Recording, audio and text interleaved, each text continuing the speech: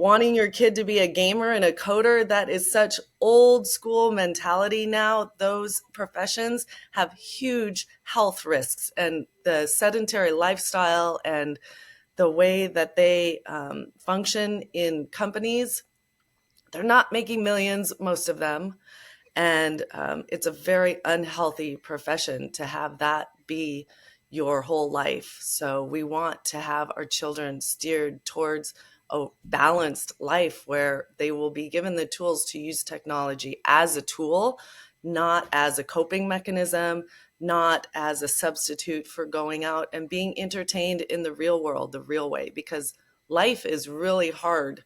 And games are really easy. So we want our children to figure out who they are and put these building blocks together of, what am I doing with my time? Why is that person doing that? How can I be a friend? How come I don't have friends? How do those people have friends? Like, just looking at the whole world, we take so much for granted how we became who we are, but it happens in real life, not online. That's funny that you just said that, because I was thinking about these families that I know whose teenagers decided to put all of their emphasis on gaming at a high level where they enter tournaments. Right. They've left their baseball teams.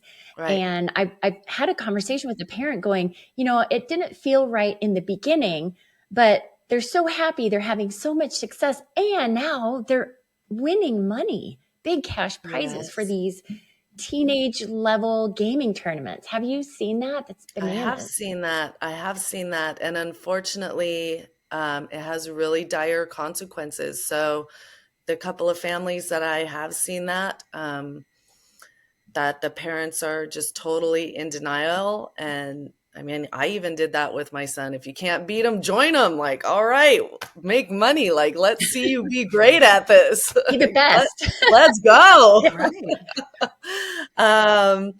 And I quickly realized, like, okay, this is not his path. But I have two families in particular that I know personally about this, and it has dire consequences because the children do not have any sort of human skills. It totally, the more that they game and the more that they get into this quote unquote profession and passion, it destroys all their other human abilities of taking care of themselves, of having any sort of self motivational abilities, flunking out of 3 semesters of college, now long-term residential detox treatment, $20,000 a month for a year for a 21-year-old. No kidding. Those exist?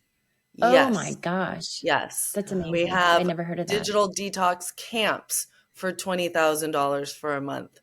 A lot of those camps, the kids come back, 20% failure rate because the parents allow them to continue going back to what they did.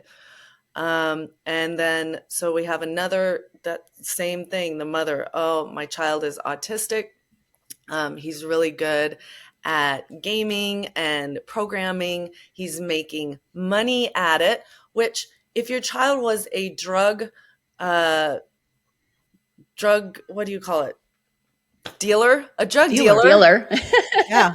I mean, just because they're making money at something, people, does not make it healthy. You wouldn't want your kid smoking weed, making money as a drug dealer, because it's harming his brain. So the fact that they are able to make money at it at a young age does not qualify that they should be doing it. And the neurological impact of it is so severe. I would say in 5 years, it's going to be like child abuse to let your child be on video games before age 18, because it just has such severe consequences. And then as adults too, you can have them paralyzed in your home and just be these like super couch potatoes that cannot feed themselves, cannot shower themselves, but they're not bothering you, but they're not sustaining any function in society either. Forever children, they're being called now. And Oh, that's an interesting term. That's for some I don't parents, like that that though. fulfills them. For some parents, they don't want their children leaving, and they like the idea of them staying at home, and they like the idea that they're quote unquote safe in front of a screen when they're, really not. There's so much manipulation online. So yeah, the argument of my child's making money and it makes them happy is really a really sad one. But that comes from a lack of knowing the real neuroscience behind it and not seeing the future consequences clearly, because it's, again, cost benefit analysis. It is not worth the risk to Hmm. allow your child to excel in this area of online creationism.